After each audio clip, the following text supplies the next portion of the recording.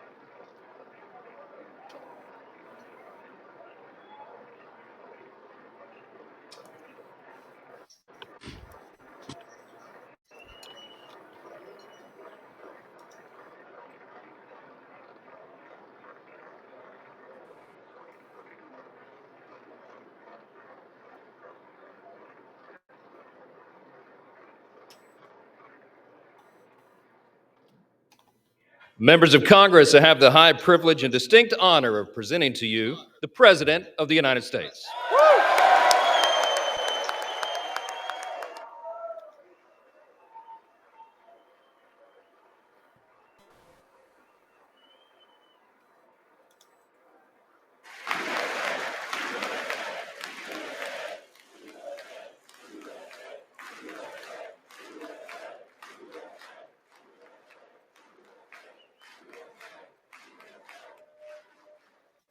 Well, thank you very much, everybody. It's really an honor. Speaker Johnson, Vice President Vance, First Lady of the United States.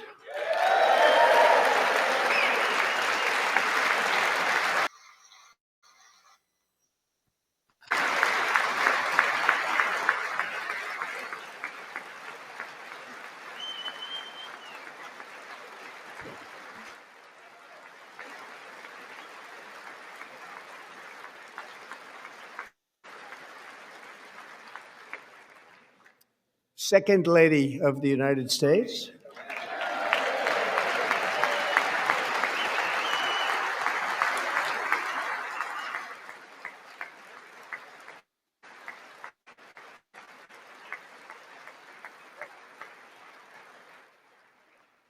Members of Congress and my fellow Americans, our nation is back, bigger, better, richer, and stronger than ever before.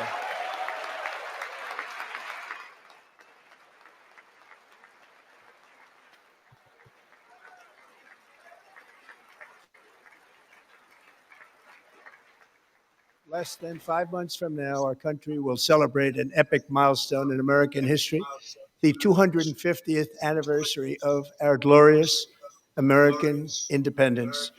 This July 4th, we will mark 2.5 centuries of liberty and triumph, progress and freedom in the most incredible. When I last spoke in this chamber 12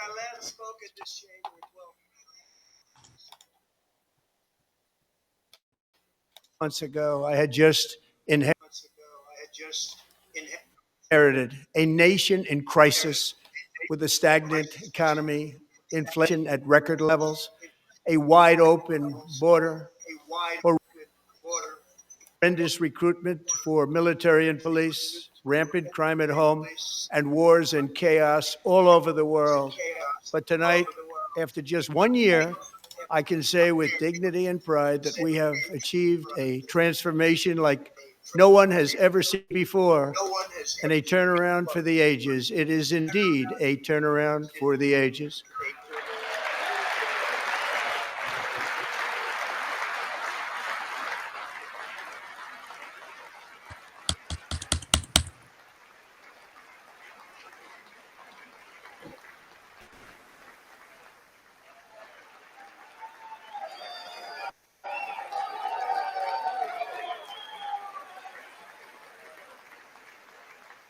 And we will never go back to where we were just a very short time ago. We're not going back. Today, our border is secure.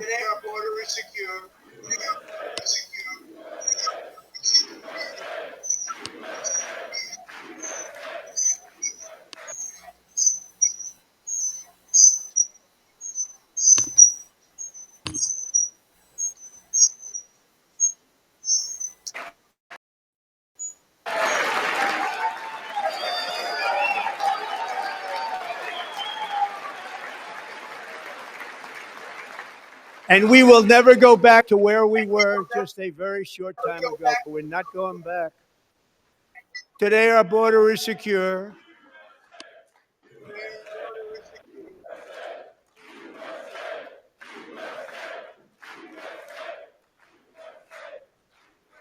Thank you. Today, our border is secure. Our spirit is restored. Inflation is plummeting. Incomes are rising fast. The roaring economy is roaring like never before.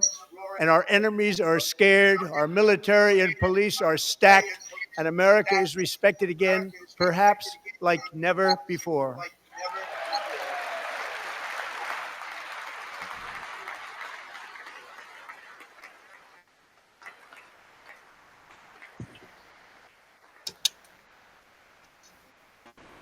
After 4 years in which millions and millions of illegal aliens poured across our borders, totally unvetted and unchecked, we now have the strongest and most secure border in American history by far.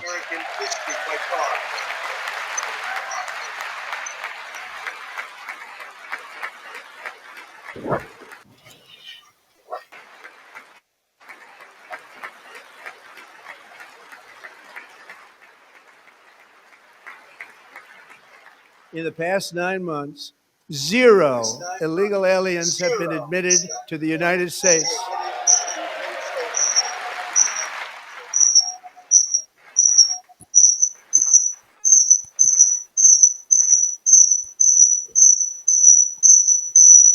But we will always allow people to come in legally, people that will love our country and will work hard to maintain our country.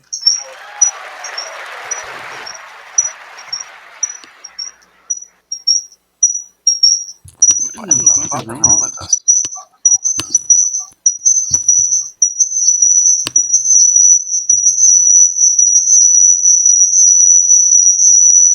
Recorded history, the lowest number in over 125 years. Year 1900. In fact, substantially before my wonderful father, I had a wonderful father, Fred, before he was born. Substantially before he was born. That's a long time ago. He wouldn't like to say that, but that's a long time ago. The Biden administration and its allies in Congress gave us the worst inflation in the history of our country. But in 12 months, my administration has driven core inflation down to the lowest level in more than 5 years. And in the last 3 months of 2025, it was down to 1.7%.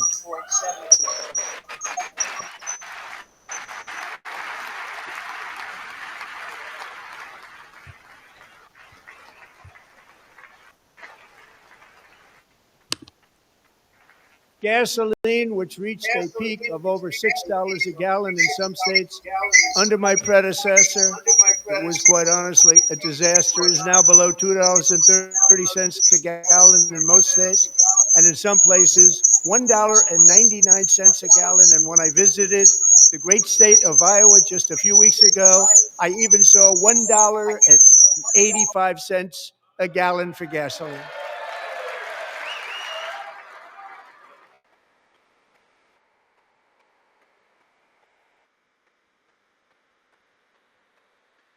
Mortgage rates are the lowest in 4 years and falling fast, and the annual cost of a typical new mortgage is down almost $5,000 just since I took office. 1 year. And low interest rates will solve the Biden-created housing problem while at the same time protecting the values of those people who already own a house that really feel rich for the first time in their lives. We want to protect those values. We want to keep those values up. We're going to do both. And we are going to keep it that way. The stock market has set 53 all way. The stock market has set 53 all-time record highs since the election. Think of that. 1 year. Boosting pensions, 401ks, and retirement accounts for the millions and millions of Americans. They're all gaining. Everybody's up, way up. In 4 long years, the last administration got less than $1 trillion in new investment in the United States. And when I say less, substantially less. In 12 months, I secured commitments for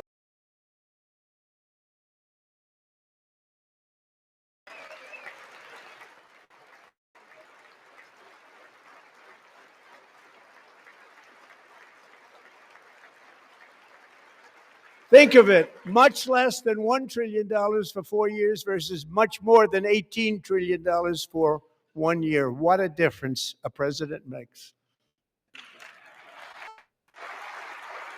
A short time ago, we were a dead country.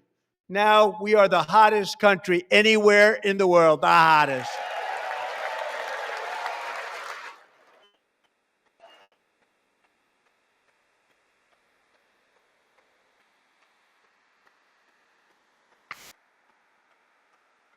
As thousands of new businesses are forming in factories, plants, and laboratories are being built, we have added 70,000 new construction jobs in just a very short period of time. It's getting bigger and bigger and stronger. Nobody can believe what they're watching. American oil production is up by more than 600,000 barrels a day, and we just received from our new friend and partner, Venezuela, more than 80 million barrels of oil.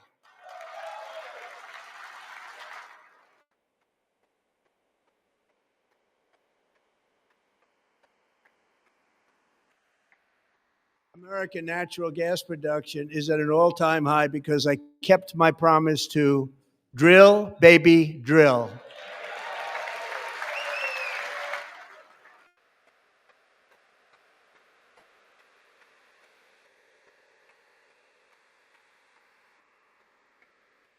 More Americans are working today than at any time in the history of our country. Think about that. Any time in the history of our country, more working today.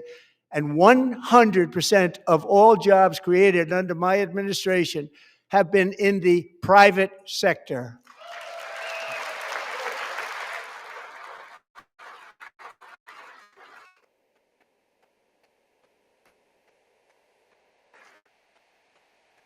We ended DEI in America.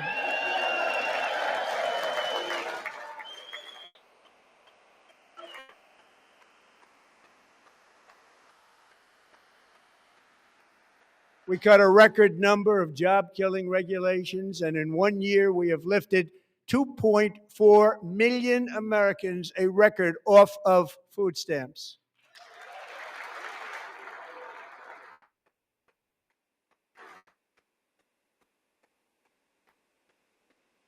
And for all of these reasons, I say tonight, members of Congress, the state of our union is strong.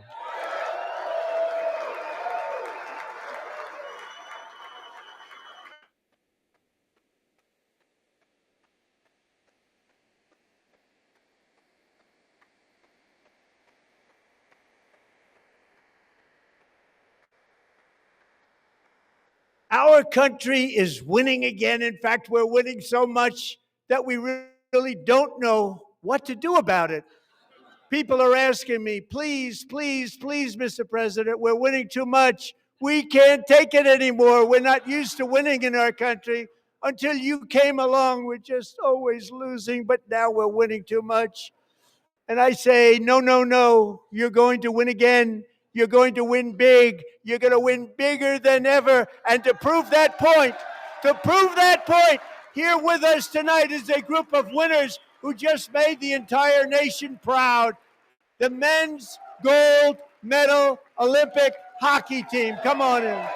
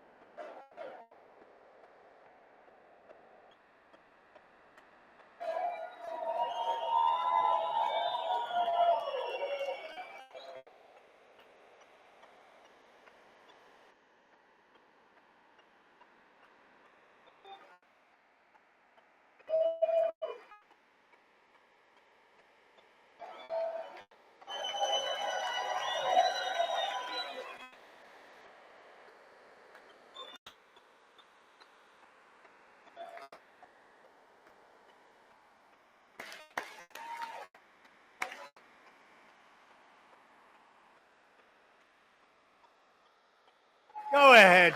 They do.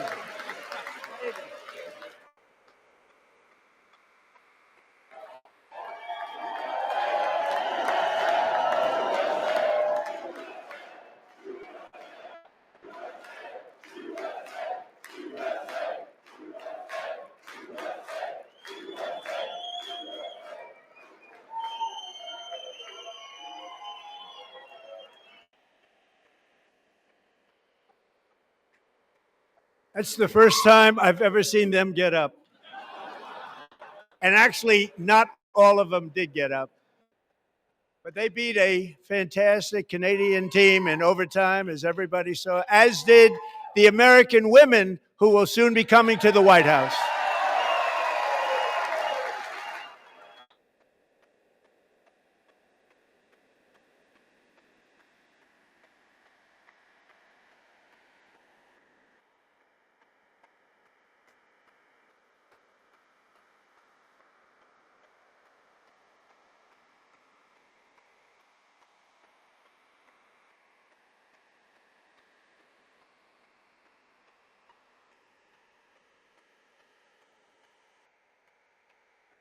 They were in the Oval Office before, and I just want to say a second very big congratulations to Team USA. But I have to say that, and I told them this, and we took a vote of the team. I said, anybody votes no, I'm not doing it. So they stood there, and they weren't about to say no, because I've never seen a goaltender play as well as goalie Connor Hellebuck.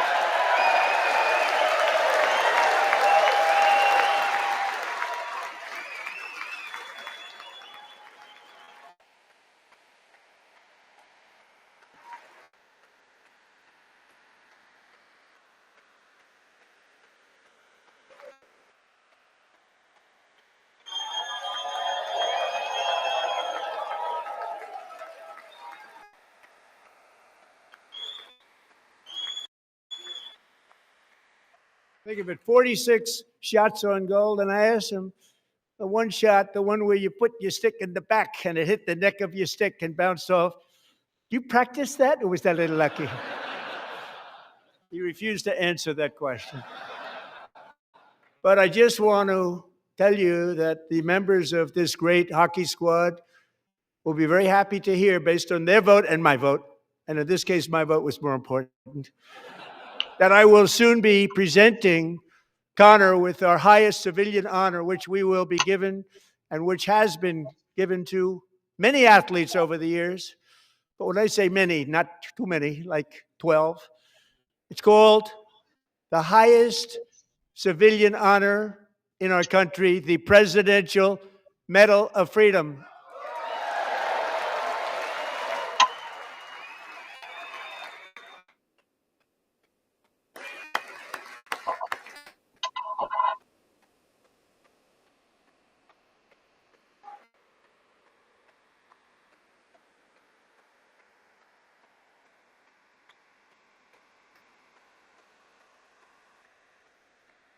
Great athletes have gotten that, very great, the best, and I thought he deserved it. And I did take a vote, every single one of them. I said, I'm not giving it if anybody goes no, and every single one of them rapidly put up their hand.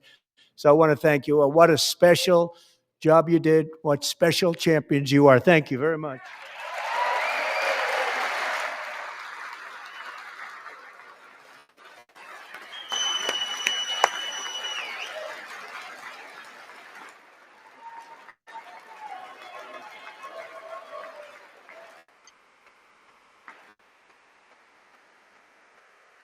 I'm also pleased to say that the next time the Olympic torch is lit, it will be here in America for the 2028 Olympics, and it's the summer version right in Los Angeles. We're going to do a good job in Los Angeles.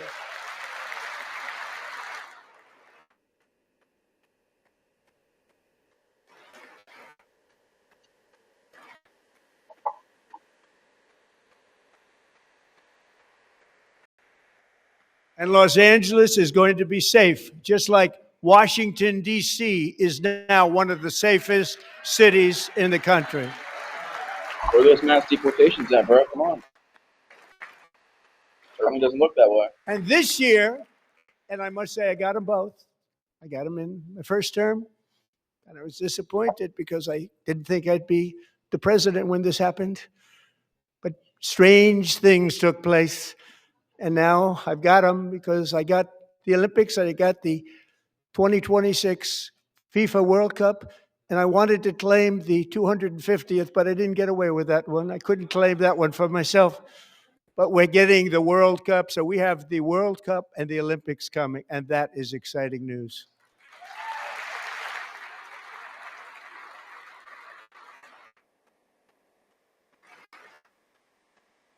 So this will be a year to celebrate our country and the heroes who have kept it free. Men like Buddy Taggart. At age 17, Buddy volunteered to defend America in World War II, serving in the Pacific under the great General Douglas MacArthur. He fought bravely in the famous Battle of Manila, worked so hard. He was badly wounded and almost killed by enemy machine guns in Luzon. And 81 years ago this month, he liberated the largest internment camp in the Philippines, one of the largest anywhere in the world. But he earned many honors, including a Purple Heart and a Bronze Star, came home, started a family, and tonight he is in the gallery looking forward to July 4th, 2026, his 100th birthday.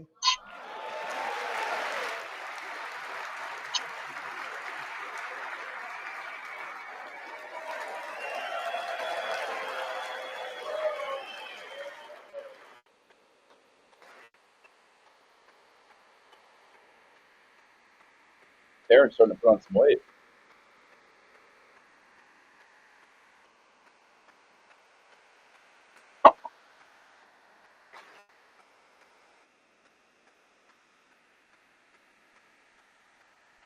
So, buddy, you're a brave man, and we salute you. Even in times of challenge, setback, and immense heartache, the spirit of 1776 has always shone through very brightly. It was July 4th of last year when floodwaters tore through a girls' summer camp in Central Texas. One of the worst things I've ever seen. I was there, rising 26 feet in the matter of minutes, tragically claiming many, many lives. You all remember that one. As the waters threatened to sweep her away, 11-year-old Millie Kate McClelland closed her eyes and prayed to God. She thought she was going to die. Those prayers were answered when Coast Guard rescue swimmer Scott Ruskin descended from a helicopter above. Nobody knew where he came from. It was Scott's first ever rescue mission, a young guy, but very brave, very, very top, always top in his class. And he lifted not just Millie Kate, but 164 others to safety.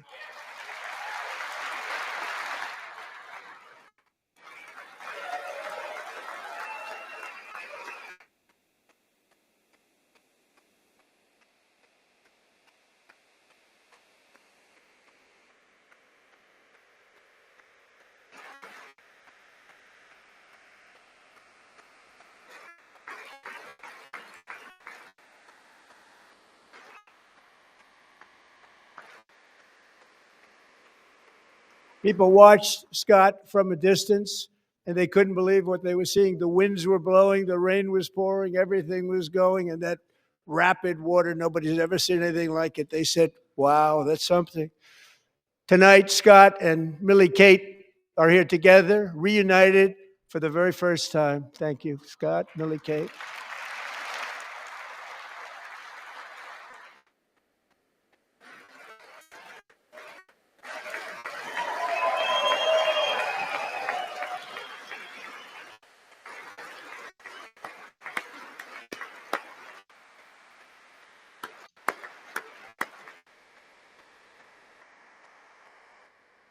And Petty Officer Ruskin, I'm pleased to inform you that I am now awarding you the Legion of Merit for extraordinary heroism, which is what it was, extraordinary heroism. Thank you.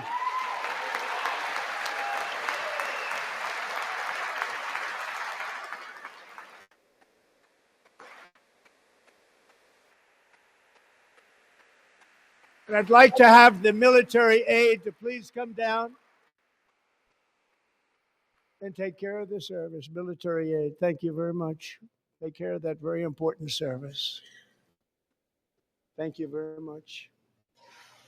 From 1776 to today, every generation of Americans has stepped forward to defend life, liberty, and the pursuit of happiness. And they're really doing it for the next generation. But now it's our turn. Together, we're building a nation where every child has the chance to reach higher and go further. Yeah, 50-year mortgage. Where government answers to the people, not the powerful, and where the interests of hardworking American citizens are always our first and ultimate concern. That is the debt we owe to the heroes who came before us, and that is the promise we must keep to America for our 250th year. Last year, I urged this Congress to begin the mission by passing the largest tax cuts in American history, and our Republican majorities delivered so beautifully. Thank you, Republicans.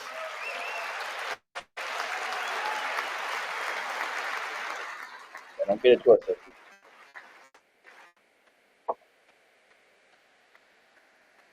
Larry Ellison is happy. All Democrats, every single one of them, voted against these really important and very necessary massive tax cuts.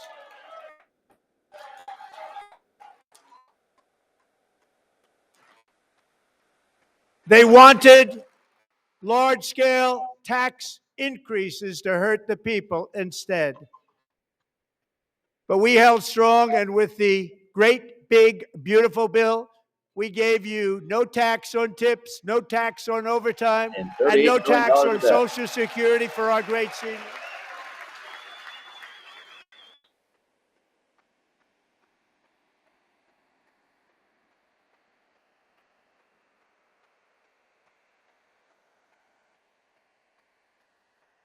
And we also made interest on auto loans tax deductible the first time, but only if the car is made in America. Yeah, there's going to be a kill switch in your car if it's made after 2026. Totally sounds America first. There's Matthew. In Pennsylvania, I met Megan Hemhauser, a devoted mom who's homeschools her children, beautiful, 2 children, during the day while waiting tables at night as her husband works overtime operating very heavy equipment. Megan is here this evening, and she's happy to tell you that she is so much richer because with no tax on tips, no tax on overtime, and our expanded child tax credit done again by Republicans, Megan and her husband will take home more than $5,000 extra just for the year, cutting her tax bill in more than half. But the national debt per household is $100,000 per, and it's only going Megan, up. Please stand up. We're fighting for you, Megan. Yeah, so much for that $5,000. Thank you, Megan. Thank you, Megan. We're fighting for you, Megan. Under our bill, parents like Megan can also activate their children's brand new Trump accounts. And I didn't name it. I did not name it. I did not name that.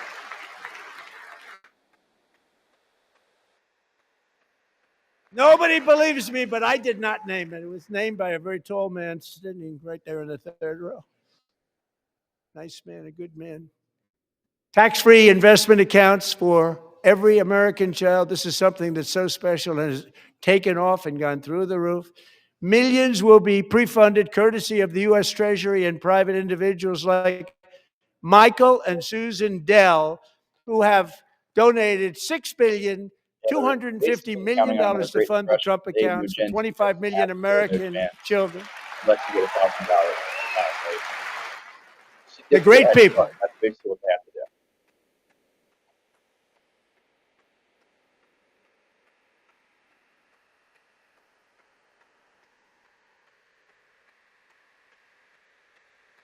You know, I asked Michael Dell, how do you make all that money? He said, well, I just sat on my dorm in school and I made computers and I'd sell them to people.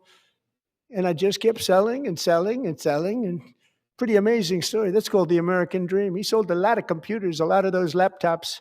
So I congratulate him on that. But I really thank him and Susan, as well as others like Brad Gerstner, a very tremendous guy. He was behind it right from the beginning. Brad Gerstner. Thank you, Brad.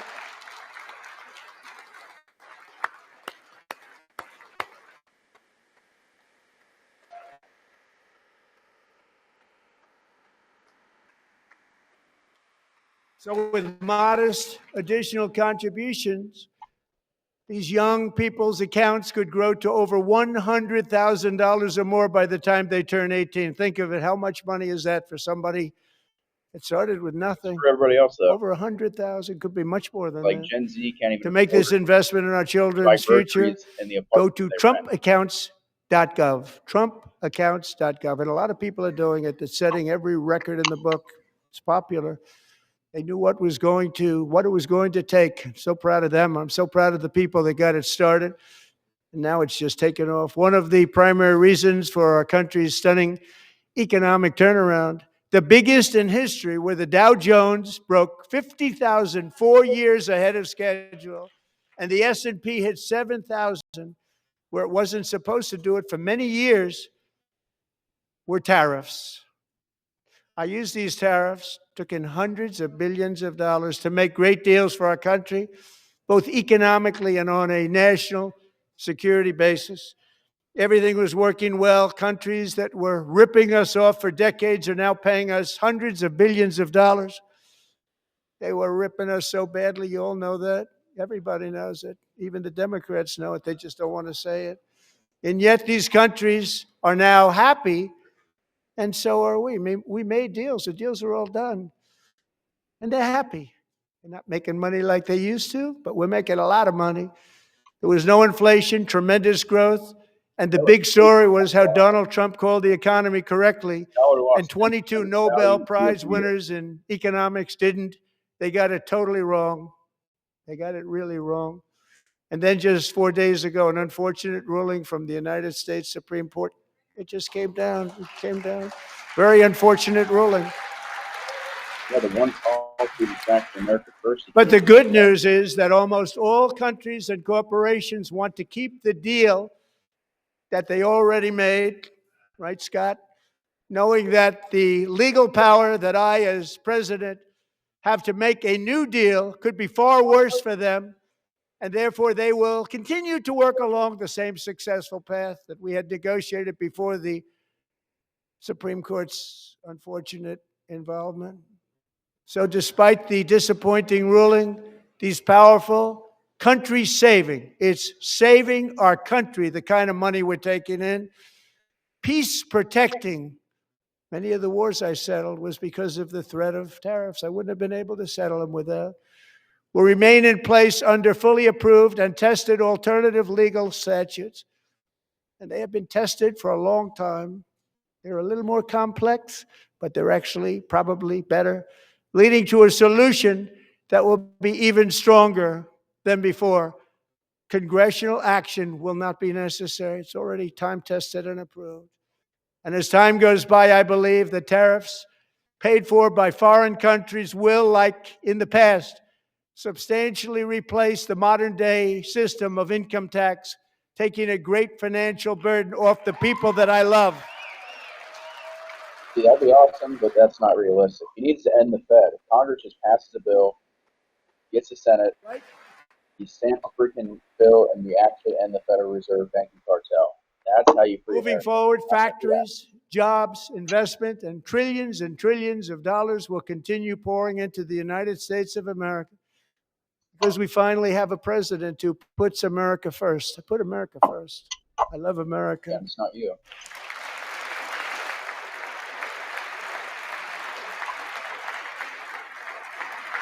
Trump is the Trojan horse. That's since like last November. For decades before I came along, we had the exact opposite. From trade to healthcare, from energy to immigration, everything was stolen and rigged in order to drain the wealth out of the productive, hardworking people who make our country great, who make our country run. Under Biden and his corrupt partners in Congress and beyond, it reached a breaking point with the Green New scam, open borders for everyone. They poured in by the millions and millions from prisons, from mental institutions. They were murderers, 11,888 murders. They came into our country. You allowed that to happen. And record-setting inflation that cost the typical family $34,000 in just a speck of time. Now, the same people in this chamber who voted for those disasters suddenly used the word affordability, a word they just used it. Somebody gave it to them, knowing full well that they caused and created the increased prices that all of our citizens had to endure. You caused that problem. You caused that problem.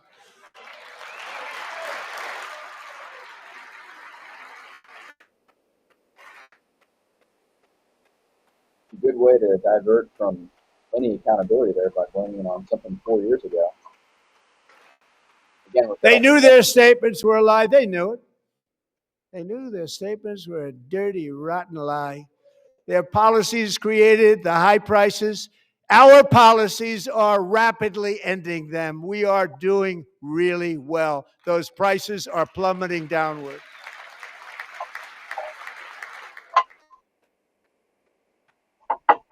What prices exactly? The price of eggs price is down 60%, wow. Madam Secretary. Thank you. The cost of chicken, butter, fruit, hotels, automobiles, rent is lower today than when I took office by a lot. And even beef, which was very high, is starting to come down significantly. Just hold on a little while. We're getting it down. And soon you will see numbers that few people would think were possible to achieve just a short time ago.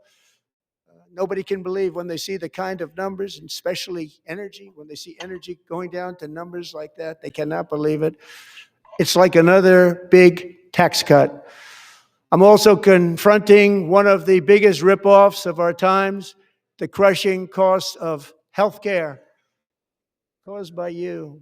Since the passage of the Unaffordable Care Act, sometimes referred to as Obamacare, big insurance companies have gotten rich. It was meant for the insurance companies, not for the people. With our government giving them hundreds and hundreds of billions of dollars a year as their stock prices soared 1,000, 1,200, 1,400, and even 1,700%, like nothing else. That's why I introduced the great healthcare plan. I want to stop all payments to big insurance companies and instead give that money directly to the people so they can buy their own health care, which will be better health care at a much lower cost.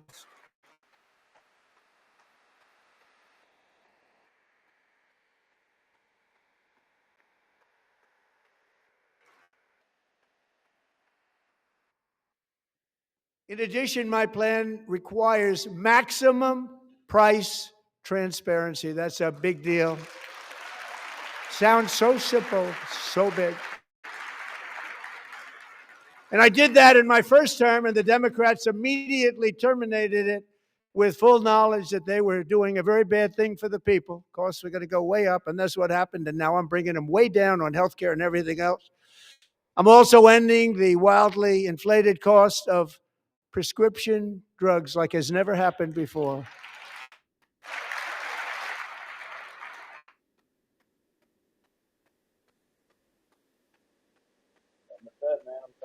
Other presidents tried to do it, but they never could. They tried. Most didn't try, actually. But they tried. They said they tried. They couldn't do it. They didn't even come close. They were all talk and no action. But I got it done.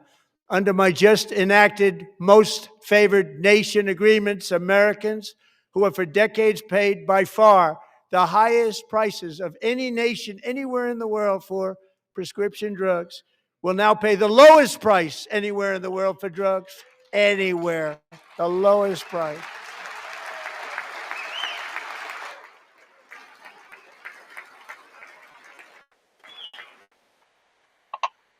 So in my first year of the second term,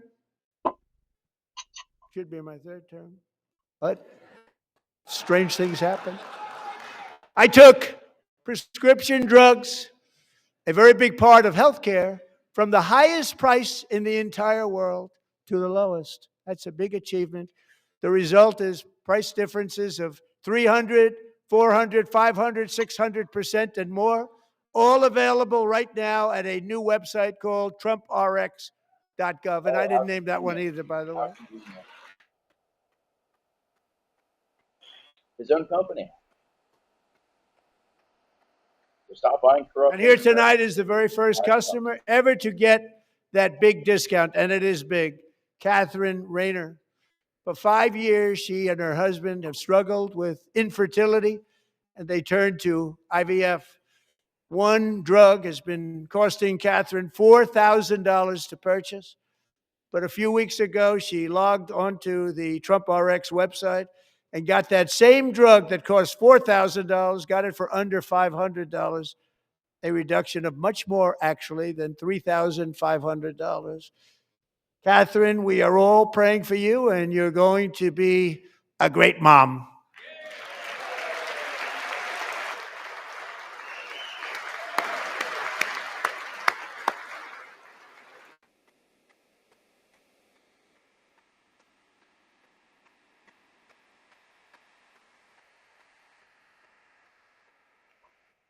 So now I'm calling on Congress to codify my most favored nation program into law. Now, the one thing I'm not sure it matters, because it's going to be very hard for somebody that comes along after me to say, let's raise drug prices by 700 or 800%.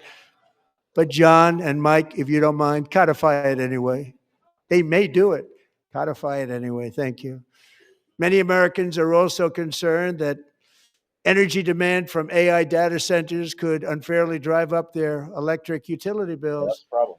Tonight, I'm pleased to announce that I have negotiated the new Ratepayer Protection Pledge. You know what that is?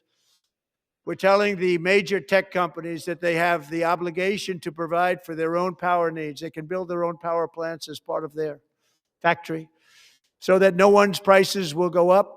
And in many cases, prices of electricity will go down for the community, and very substantially down.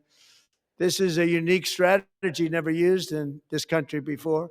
We have an old grid. It could never handle the kind of numbers, the amount of electricity that's needed. So I'm telling them they can build their own plant. They're going to produce their own electricity. It will ensure the company's ability to get electricity while at the same time lowering prices of electricity for you, and could be very substantial for all of you cities and towns. You're going to see some good things happen over the next number of years. Another pillar of the American dream that has been under attack is home ownership. With us tonight is Rachel Wiggins, a mom of two from Houston.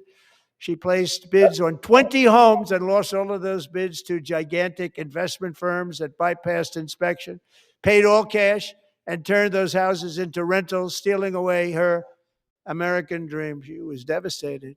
Stories like this are why last month I signed executive order to ban large Wall Street investment firms from buying up in the thousands single-family homes.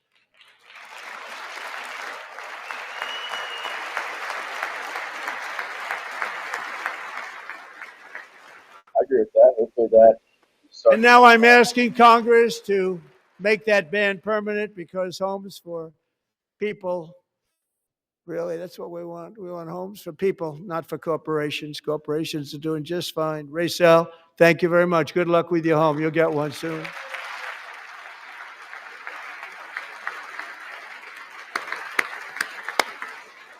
Oh, I guess he corrected me there. He did make a plan. We're also working to make it easier for Americans to save for retirement. And under this administration, we will always protect Social Security and Medicare. They are not protecting it for our seniors. We will always protect Social Security, Medicare, Medicaid.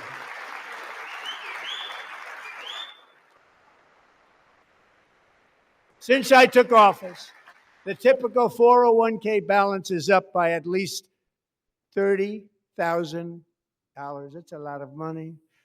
We have millions and millions of people, because the stock market has done so well, setting all those records. Your 401ks are way up. Yet half of all of working Americans still do not have access to a retirement plan with matching contributions from an employer.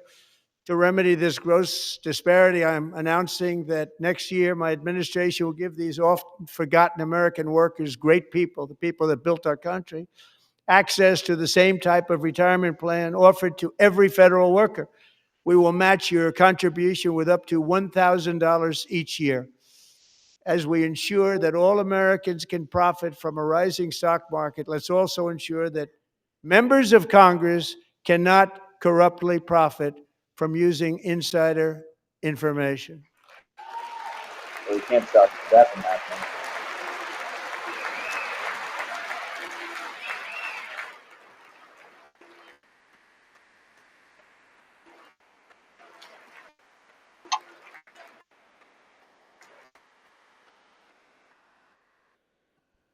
They stood up for that. I can't believe it. I can't believe it. Did Nancy Pelosi stand up if she's here? Doubt it. Pass the Stop Insider Trading Act without delay.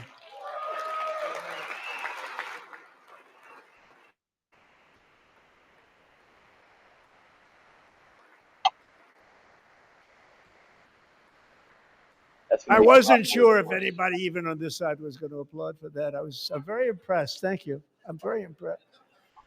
But when it comes to the corruption that is plundering, it's plundering America. There's been no more stunning example than Minnesota, where members of the Somali community have pillaged an estimated $19 billion from the American taxpayer. Oh, we have all the information.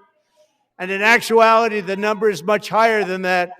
And California, Massachusetts, Maine, and many other states are even worse.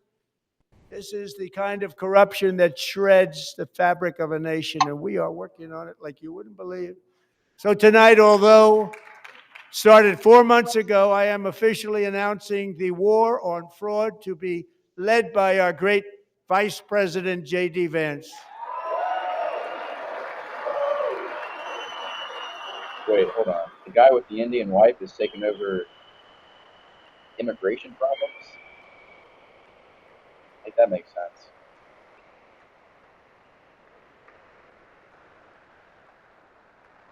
He'll get it done. Find enough of that fraud, we will actually have a balanced budget overnight. It'll go very quickly. That's the kind of money you're talking about. We'll balance our budget. The Somali pirates who ransacked Minnesota remind us that there are large parts of the world where corruption and lawlessness are the norm, not the exception. Importing these cultures through unrestricted immigration and open borders brings those problems right here to the USA. And it is the American people who pay the price in higher medical bills, car insurance rates, rent, taxes, and perhaps most importantly, crime. We will take care of this problem. We're going to take care of this problem. We are not playing games. Delilah.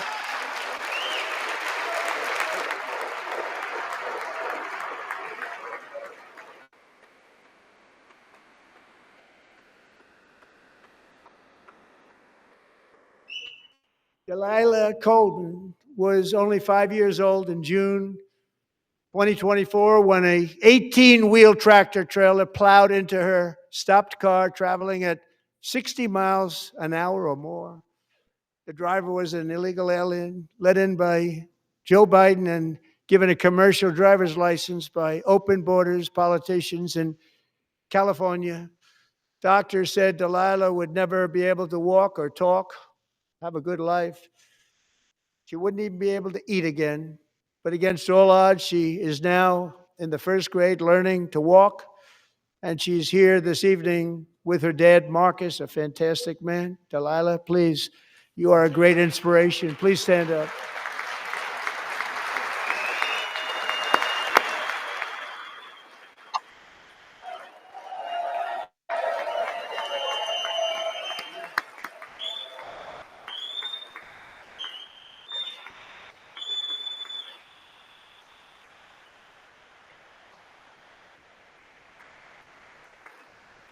Jared Kushner, Trump's handler.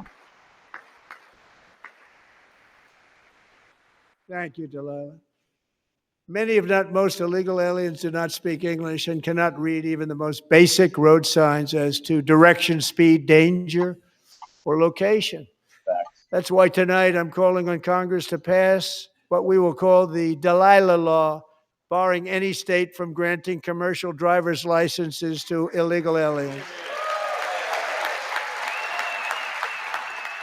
Pretty crazy that this had to be said again.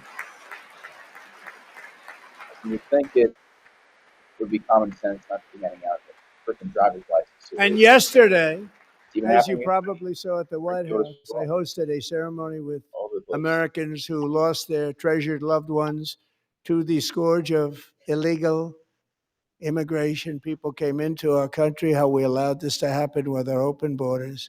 These are the angel moms and families that for decades our government betrayed and our media totally ignored. It was terrible. Hard to believe, actually. In 2023, a 16-year-old high school cheerleader named Elizabeth Medina was supposed to perform in her town's Christmas parade, but she never arrived. Her mother, Jacqueline, went home to look for her, and she found her lying dead in a bathtub, bleeding profusely after being stabbed 25 times. Elizabeth's killer was a previously arrested illegal alien who had broken in and brutally extinguished the brightest light in her family's life, violently and viciously. Her heartbroken mother is in the gallery to remind everyone in this chamber exactly why we are deporting illegal alien criminals to our country at record numbers, and we're getting them the hell out of here fast. We don't want them. Having deported 400,000 people in 13 months. That's less than Obama. But of course, he's got no statistics, nothing to back that up. He just says that it's happening.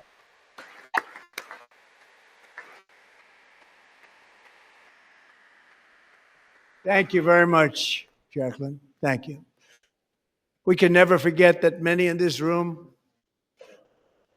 not only allowed the border invasion to happen before I got involved, but indeed they would do it all over again if they ever had the chance. If they ever got elected, they would open up those borders to 2028. some of the worst criminals anywhere in the world. The only thing standing between Americans and a wide open border right now is President Donald J. Trump and our great Republican patriots in Congress. Thank you. Thank you. The FP5, Iran, Venezuela, these things are going to cost them in the midterm. As we speak, Democrats in this chamber have cut off all funding for the Department of Homeland Security. It's all cut off. All cut off. That's just stupid. They have instituted another Democrat shutdown, the first one costing us 2 points on GDP. 2 points we lost on GDP, which probably made them quite happy, actually. Now they have closed the agency responsible for protecting Americans from terrorists and murderers. Tonight I'm demanding the full and immediate restoration of all funding for the border security, homeland security of the United States, and also for helping people clean up their snow. We have no money because of the Democrats, and it would be nice. We'd love to give you a hand at cleaning it up, but you gave no money. Nobody's getting paid. It's a shame. So you have to think about it. We have, in case you didn't know, a pretty large snowstorm out there. One of the great things about the State of the Union is how it gives Americans the chance to see clearly what their representatives really believe. So tonight I'm inviting every legislator to join with my administration in reaffirming a fundamental principle. If you agree with this statement, then stand up and show your support. The first duty of the American government is to protect American citizens, not illegal aliens.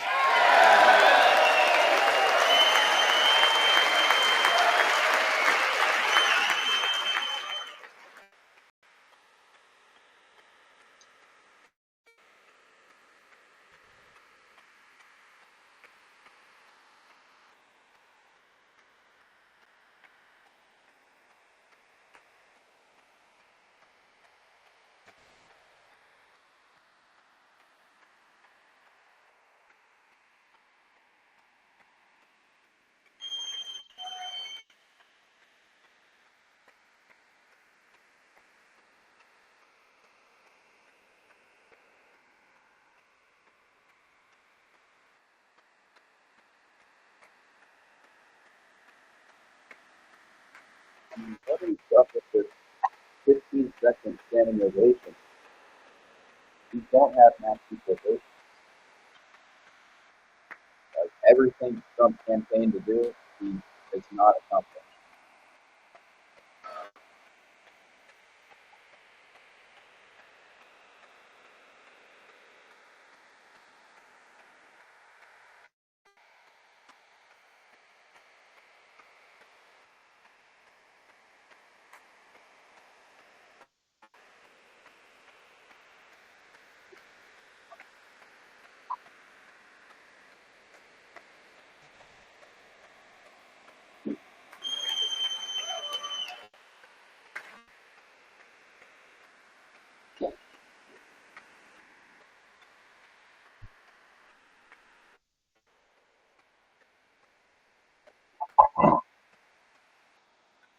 Isn't that a shame? You should be ashamed of yourself not standing up.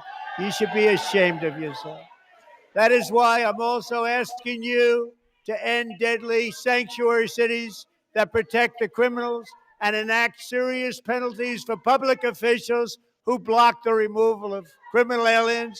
In many cases, drug lords, murderers all over our country, they're blocking the removal of these people out of our country, and you should be ashamed of yourself.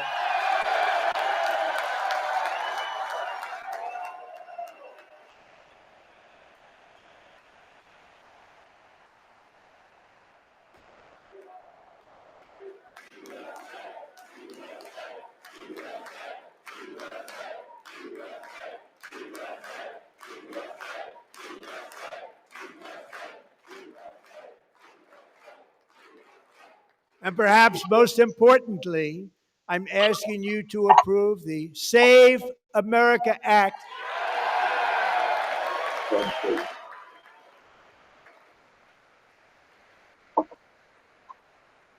stop illegal aliens and others who are unpermitted persons from voting in our sacred American elections. The cheating is rampant in our elections. It's rampant. It's very simple. All voters must show voter ID.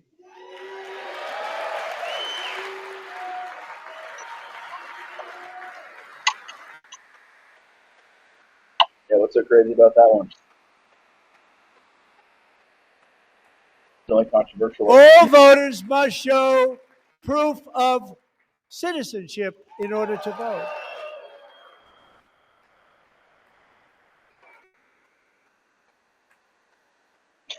And no more crooked mail-in ballots except for illness, disability, military, or travel. None. And this should be an easy one. And by the way, it's polling at 89%, including Democrats. 89%.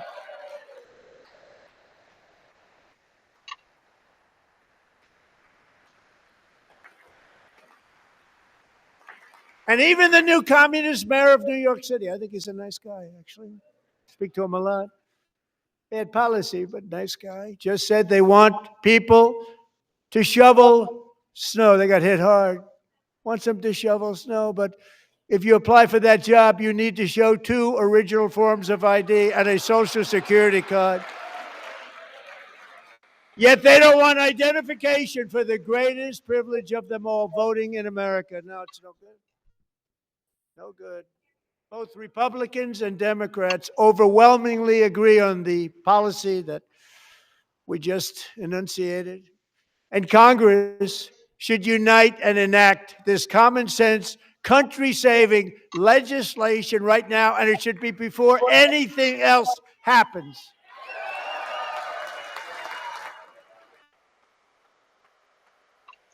Yep, and that's where I totally agree. Election integrity is important. We need to make sure illegals not only are in the country, especially they're not voting in our elections. The reason they don't want to do it, why would anybody not want voter ID? One reason, because they want to cheat. There's only one reason. They make up all excuses. They say it's racist. They come up with things you almost say, what imagination they have. They want to cheat. They have cheated, and their policy is so bad that the only way they can get elected is to cheat. And we're going to stop it. We have to stop it, John.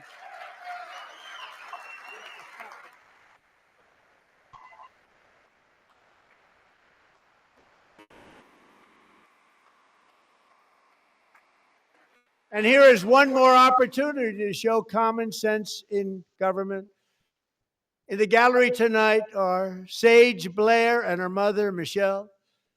In 2021, Sage was 14 when school officials in Virginia sought to socially transition her to a new gender, treating her as a boy and hiding it from her parents. Hard to believe, isn't it? Before long, a confused Sage ran away from home after she was found in a horrific situation in Maryland. A left-wing judge refused to return Sage to her parents because they did not immediately state that their daughter was their son. Sage was thrown into an all-boys state home and suffered terribly for a long time.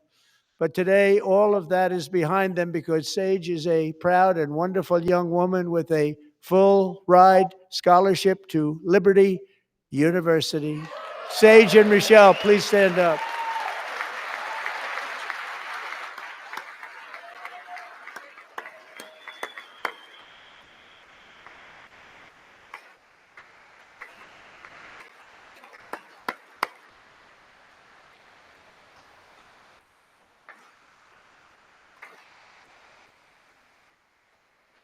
And thank you for your great bravery. And who can believe that we're even speaking about things like this? 15 years ago, if somebody was up here and said that, they'd say, what's wrong with him? But now we have to say it because it's going on all over numerous states without even telling the parents. But surely we can all agree no state can be allowed to rip children from their parents' arms and transition them to a new gender against the parents' will. Who would believe that we're even talking about this? We must ban it, and we must ban it immediately.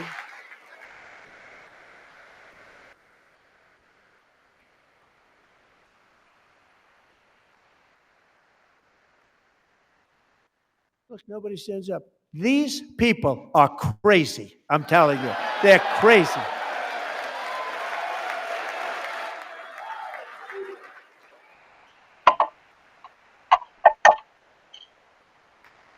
Amazing. Incredible. Boy, oh boy.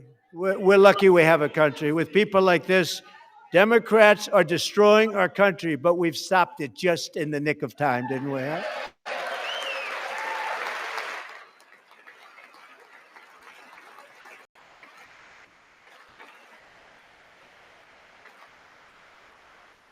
No one cares more about protecting America's youth than our wonderful First Lady, now a movie star. She's a movie star. Can you believe it? Who would have believed that? Over the past year, she has had an incredible impact championing AI legislation, advancing a landmark executive order on foster care, and helping secure $30 million to launch the Melania Trump Foster Youth to Independence Initiative. It's a tremendous, really a tremendous thing that happened and had a lot of bipartisan support. She gets much better bipartisan support than I do. I get none. She gets a lot. Someday you're going to have to tell me how you did that. And students and educators in every state have joined the First Lady's efforts in the presidential AI challenge, keeping America's next generation positioned to succeed and strongly succeed in the future. Tonight, we welcome two young people whose lives reflect the First Lady's impact, Sierra Burns and Everest Nevermont. Thank you both. And Melania, thank you. I know how hard you worked on it. Thank you very much.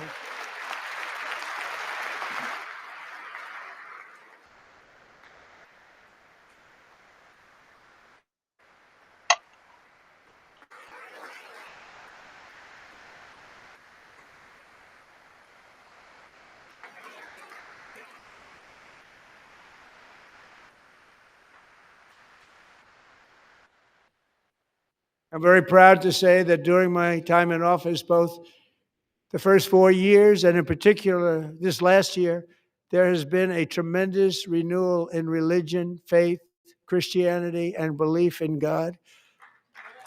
Tremendous renewal.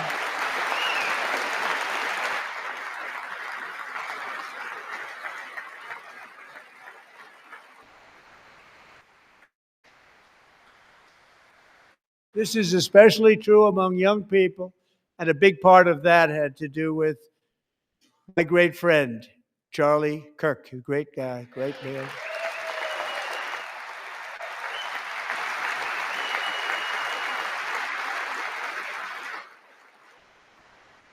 So last year, Charlie was violently murdered by an assassin and martyred, really martyred for his beliefs. His wonderful wife, Erica, is with us tonight. Erica, please stand.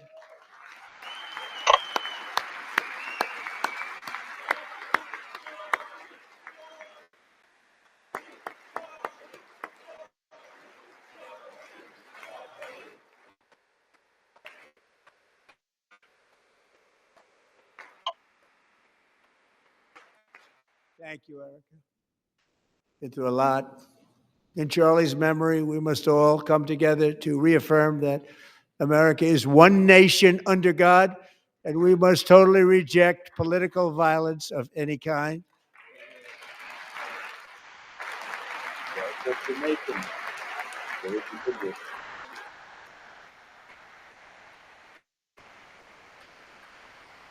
We love religion, and we love bringing it back, and it's coming back at levels that nobody actually thought possible. Can't say we It's love a beautiful thing to Christianity.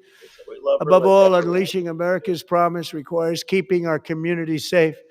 We have made incredible strides, yet dangerous repeat offenders continue to be released by pro-crime Democrat politicians again and again. We are honored to be joined tonight by a woman who's been through hell, Anya Zaretska. In 2022, she and her beautiful daughter, so beautiful, what a beautiful young woman, Irina, fled war-torn Ukraine to live with relatives near Charlotte, North Carolina. And by the way, what's going on with Charlotte? Last summer, 23-year-old Irina was riding home on the train when a deranged monster who had been arrested over a dozen times and was released through no cash bail stood up and viciously slashed a knife through her neck and body. No one will ever forget there were people on that train. No one will ever forget the expression of terror on Irina's face as she looked up at her attacker in the last seconds of her life. She died instantly. Had escaped a brutal war only to be slain by a hardened criminal set free to kill in America. Came in through open borders. Mrs. Zaretska, tonight I promise you we will ensure justice for your magnificent daughter, Irina.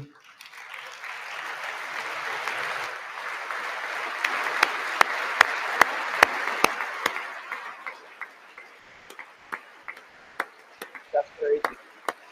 Charlie Kirk would have said something different about her before he died.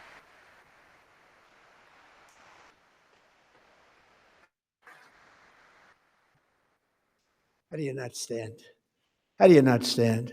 I'm asking this Congress to pass tough legislation to ensure that violent and dangerous repeat offenders are put behind bars, and importantly, that they stay there. Gotta call out the 13% that commit 50% of crime. No, I guess we're not going to go there.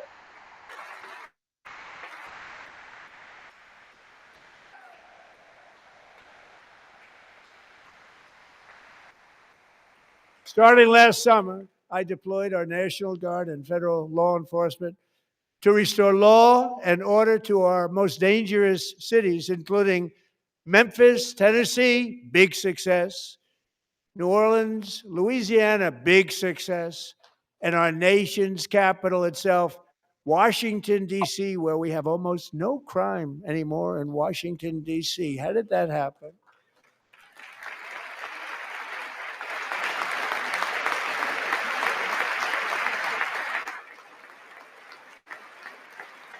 In fact, crime in Washington is now at the lowest level ever recorded, and murders in D.C. this January were down close to 100%. 100% from a year ago.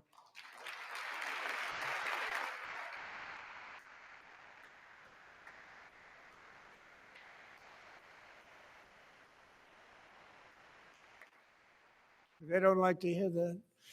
One of sick people, one of the brave service members who helped achieve this stunning turnaround was 20-year-old West Virginia Army National Guard Specialist Sarah Beckstrom. After a 4-month deployment, she voluntarily extended her service, and her rank was going to be lifted. She was doing so well. They were so proud of her. But the very next day, she was on patrol near the White House when she was ambushed and shot in the head by a terrorist monster from Afghanistan. Shouldn't have been in our country. And all because she wore the uniform of our nation, she was shot. He traveled here because he didn't like people wearing our uniform. He was sick and deranged, shouldn't have been in our country. Sarah Beckstrom died in order to defend our capital, and we are honored to be joined by her wonderful parents, Gary and Eva Lee. Your daughter was a true American patriot, and she will be greatly missed. She was a great person. I saw reports on her. They've never seen anything like it.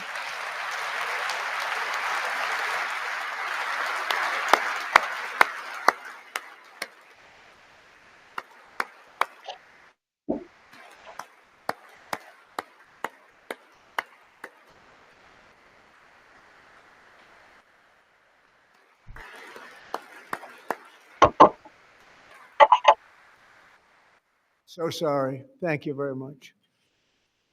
A great young lady. I saw reports that were like, perfect. She was perfect. Serving alongside Sarah that day was Staff Sergeant Andrew Wolf. The terrorist shot Andrew in the head, and no one thought he could possibly make it. The two of them, Sarah and Andrew, both shot violently in the head. Neither was expected to make it. They weren't even given a chance, except his wonderful mother, named Melody, who I spoke to the same night, and she was so positive. The doctors thought that Andrew was gone, but his mother said, no, Mr. President, Andrew will be fine. He's going to make it. I've never seen anything like it. I mean, he was given almost no chance. She said, I have no doubt, sir, he's going to be okay. This was a conversation that I had with her that night, with her son laying helplessly in bed, blood all over. Everybody is praying, she said, sir, he will be okay. The doctors didn't understand what she was saying. And after looking at the results of the damage done, neither did I. She was so strong and conclusive that even Andrew's great father felt she didn't really understand the gravity of the situation. But she turned out to be right. Right, Melody? She turned out to be right.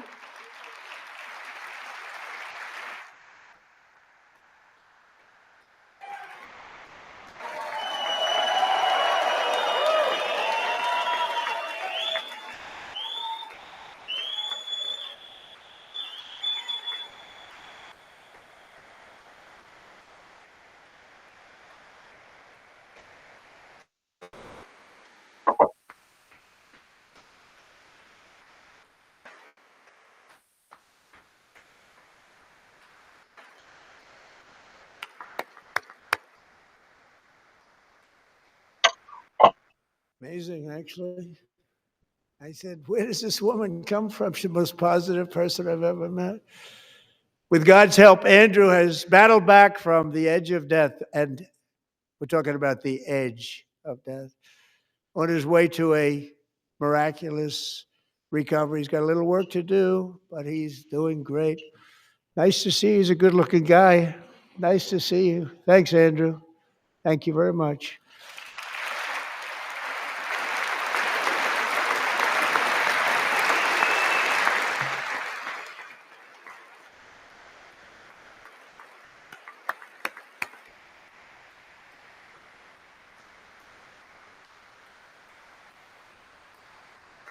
So, Andrew, while you're up, now I'm going to ask a highly respected General James Seward to present Staff Sergeant Andrew Wolf and the great family of Sarah Beckstrom, with the award created by our late, great President George Washington himself. It's called the Purple Heart.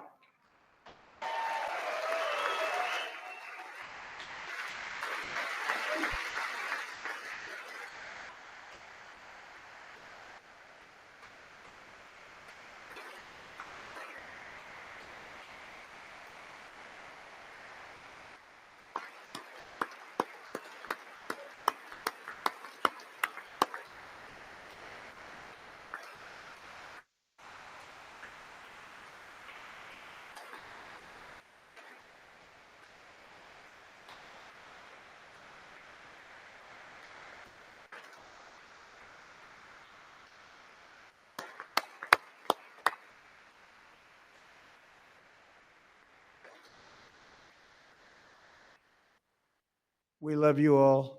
Love you. We're proudly restoring safety for Americans at home, and we are also restoring security for Americans abroad. Our country has never been stronger. In my first 10 months, I ended 8 wars, including Cambodia. Isn't it funny? Sick people.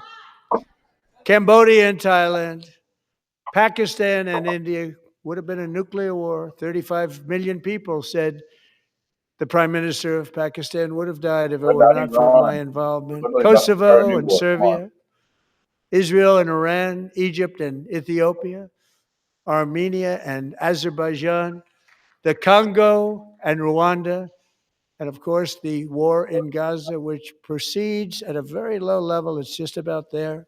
And I want to thank 70,000 Steve Palestinians Witkoff killed in and 2 years Jared is a low Kushner level. for Come your on. help. Thank you, Steve. That says Thank you, it's Jared.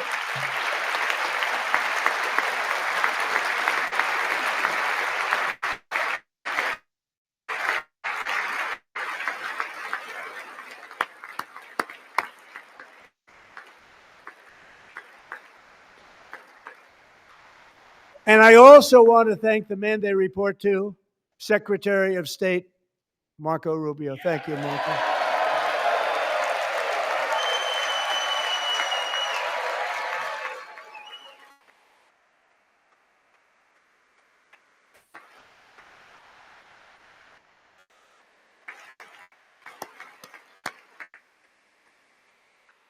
People like you.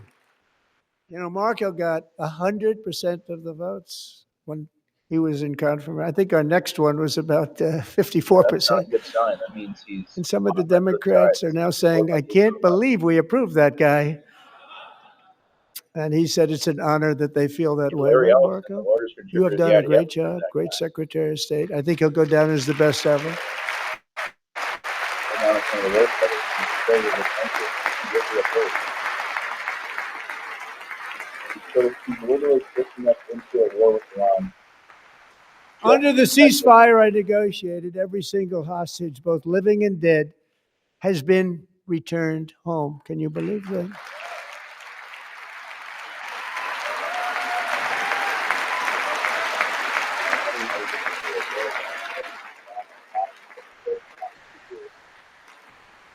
Nobody thought it was possible. Nobody thought that was possible. Both living and dead. And those parents who had a dead son, their boy, they'd always tell me their boy, they wanted him as much as though he were living. That was an amazing period of time. And they came back, and when we got all of the living hostages back, and many, many before them, but I always said those last 20 are going to be very tough, but we got many, many more, hundreds. But I said those last 20 are going to be tough. We got them back, but we only got back 14 or 15 of the dead of the 28. And believe it or not, Hamas worked along with Israel, and they dug and they dug and they dug. It's a tough thing to do, going through bodies all over, passing up 100 bodies sometimes for each one that they found. Tough job. And they finally got it back to 27. And then Steve and Jared, they got it back to 28. They found all 28. Nobody thought that was possible, but we did it. And I remember the family of the 28th. They were so grieved, but they were so happy as it's possible to be. They had their boy back. The mother said, "Sir, we have our boy back." What a period of time that was, but we got them all back. So thank you both very much. Great job.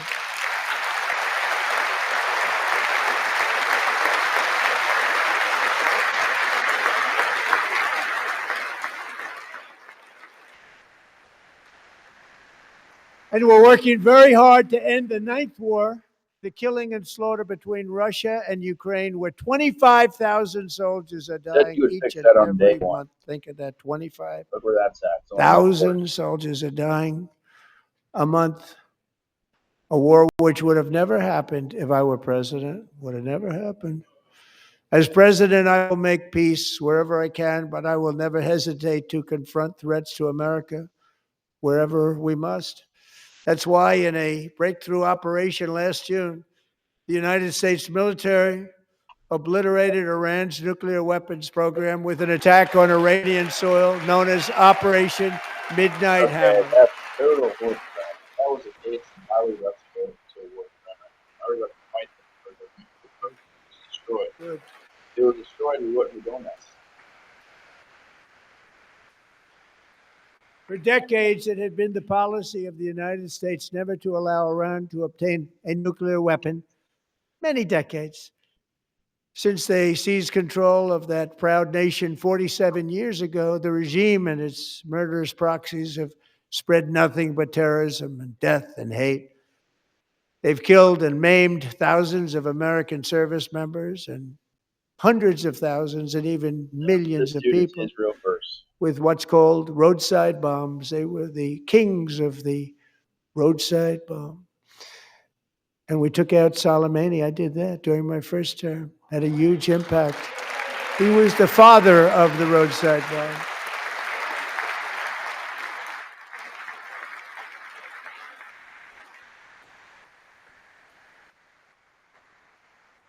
And just over the last couple of months with the protests, they've killed at least, it looks like 32,000 protests. 32,000 protesters in their own country.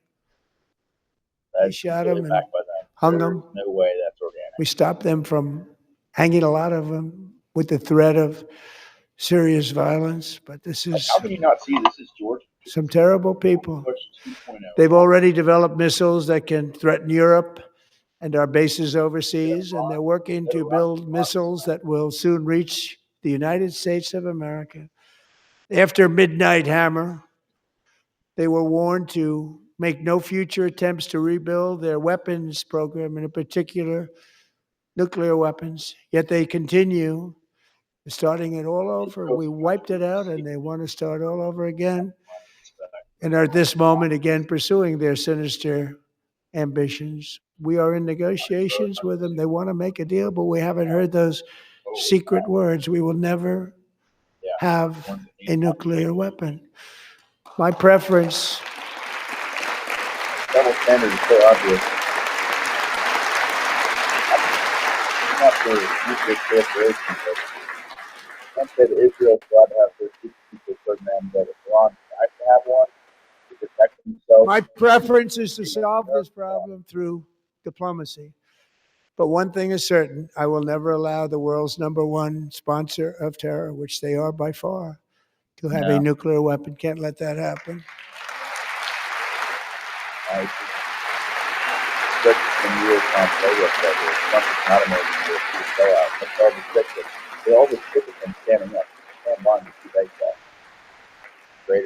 And no nation should ever doubt America's resolve.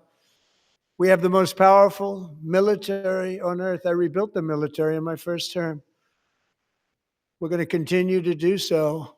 Also, we just approved a $1 trillion budget. We have no choice. We have to be strong because hopefully we will seldom have to use this great power that we built together. It's really called Peace Through Strength, and it's been very, very effective. It's been the least bit effective. What's the contradiction policy? Peace through strength. How does peace and strength go well together? It is the exact opposite. So thanks to Republicans in Congress who are investing that record number of dollars, have no choice, in the United States Armed Forces. Also creating a lot of jobs, but we're not even doing it for that reason. Because as I said, we have more jobs, more people working today than ever before in the history of our country. And NATO countries are friends and Fund that allies. They are. organization. They're our friends and they're our AI is allies. going Have to take a lot just of those agreed jobs away at as my well. very strong request to pay 5% of GDP for military defense rather than the 2%, which they weren't paying. We were paying for almost all of NATO. Now they're paying 5 as opposed to not paying 2.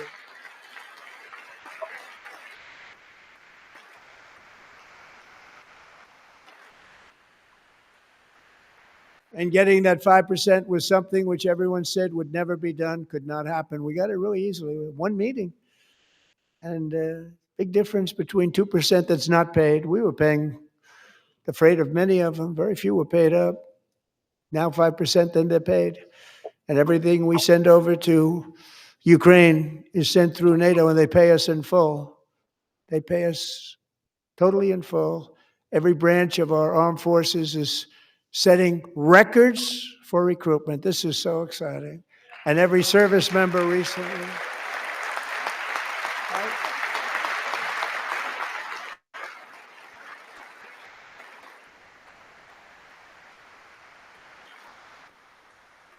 And every service member recently received a warrior dividend of $1,776.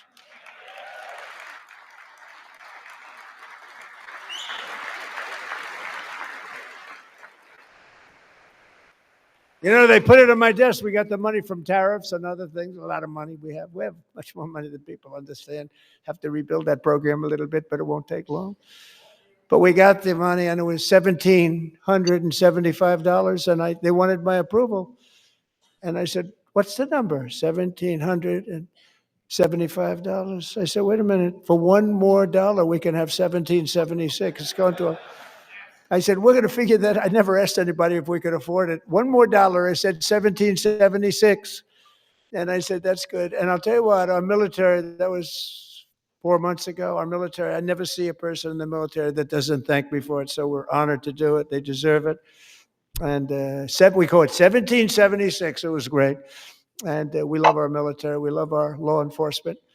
We love our firemen. You know, the firemen don't get mentioned enough. We love our firemen. We're also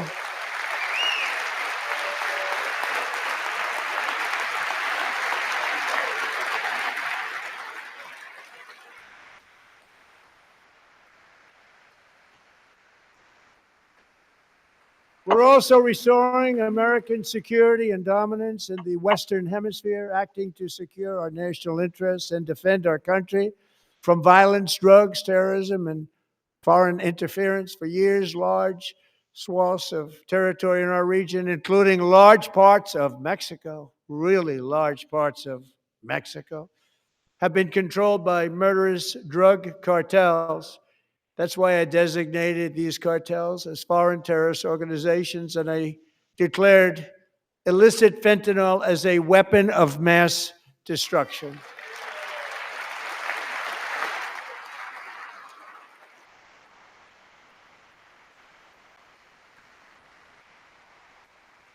And with our new military campaign, we have stopped record amounts of drugs coming into our country and virtually stopped it completely coming in by water or sea. You probably noticed that. We very seriously damaged their fishing industry also. Nobody wants to go fishing anymore. We've also taken down one of the most sinister cartel kingpins of all. You saw that yesterday. In January,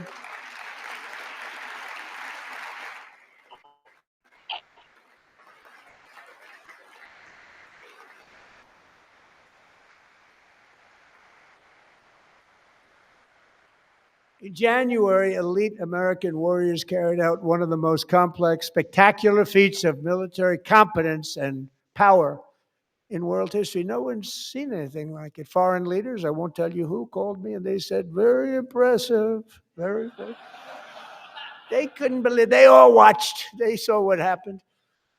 This is a different fighting force that we had years ago when we fought to tie. You know, it's a great fighting force. I'm so proud of it. Look at Space Force. Space Force is my baby because we did that. And my baby is becoming so important.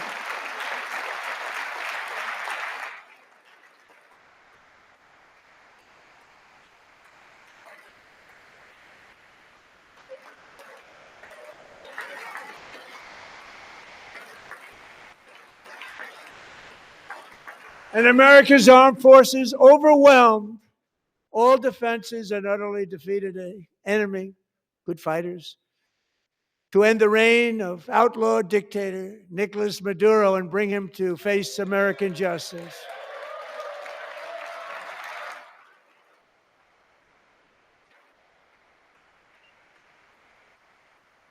And this was an absolutely colossal victory for the security of the United States, and it also opens up a bright new beginning for the people of Venezuela.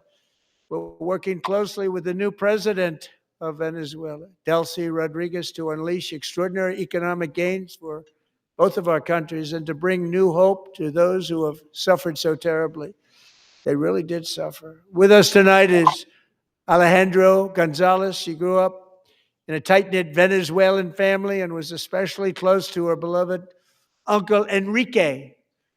But after Enrique ran for office and opposed Maduro, he was kidnapped by Maduro's security forces and thrown into the regime's really infamous prison in Caracas. Alejandro feared she would never see her uncle again. She feared for her own life also. But since the raid, we have worked with the new leadership, and they have ordered the closure of that vile prison and released hundreds of political prisoners already, with more to come. Alejandro, I'm pleased to inform you that not only has your uncle been released, but he is here tonight. We brought him over to celebrate his freedom with you in person. Enrique, please come down.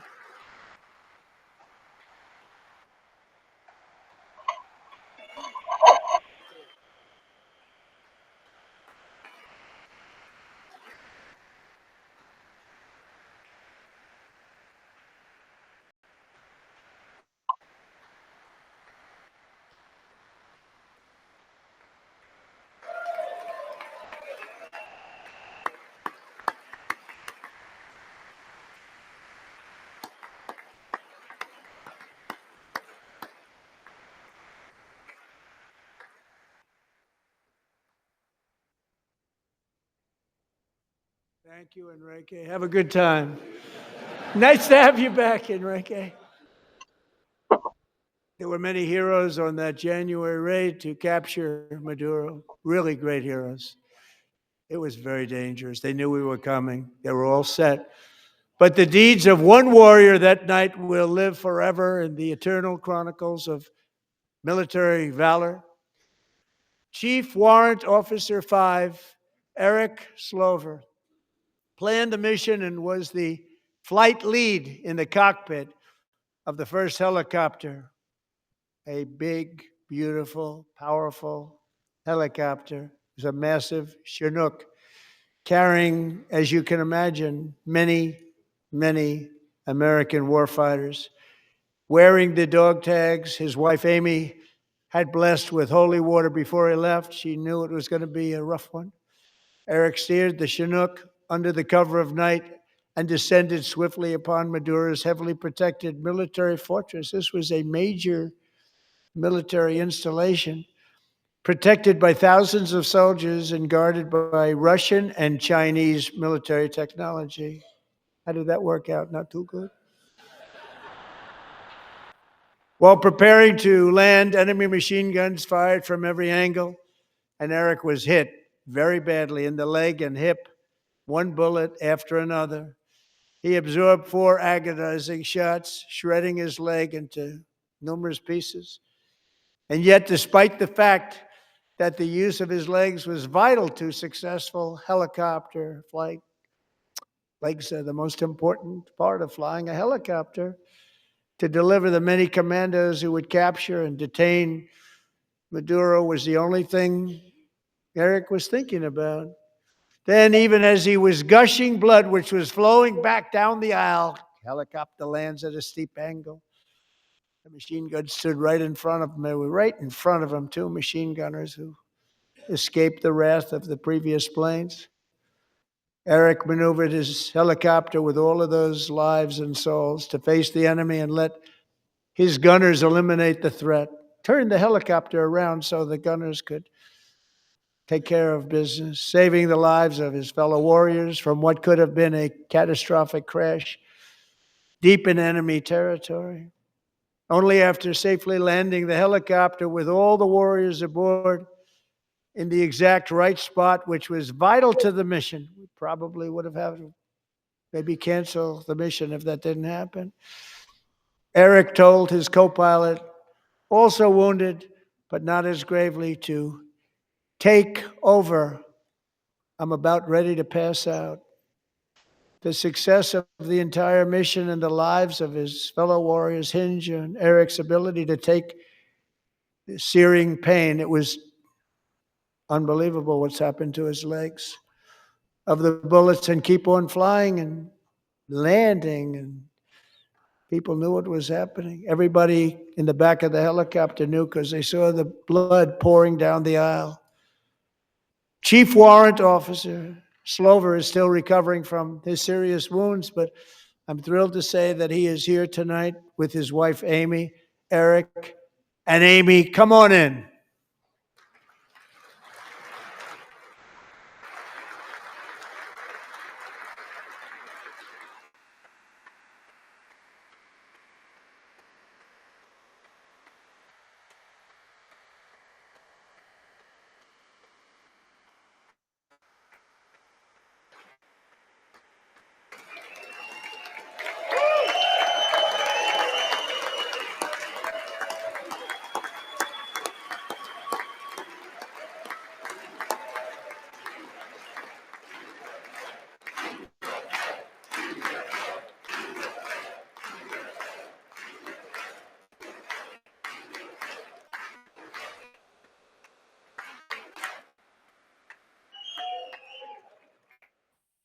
So we have a surprise, Eric and Amy.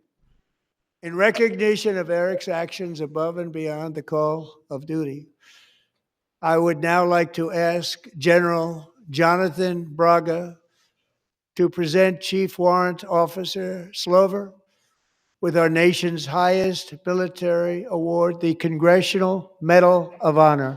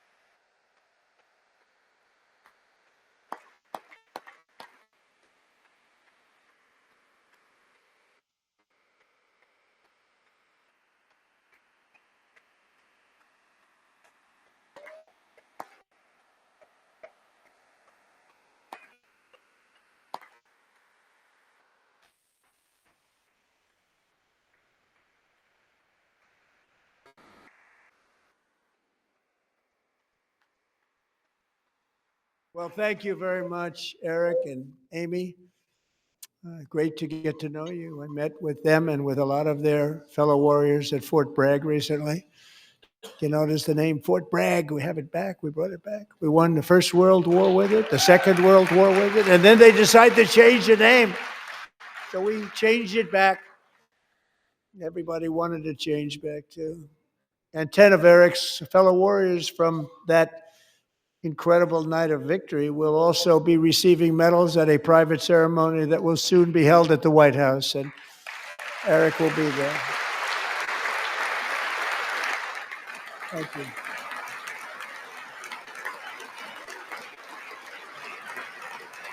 That was one big DC show, not addressing any real issues in this country whatsoever.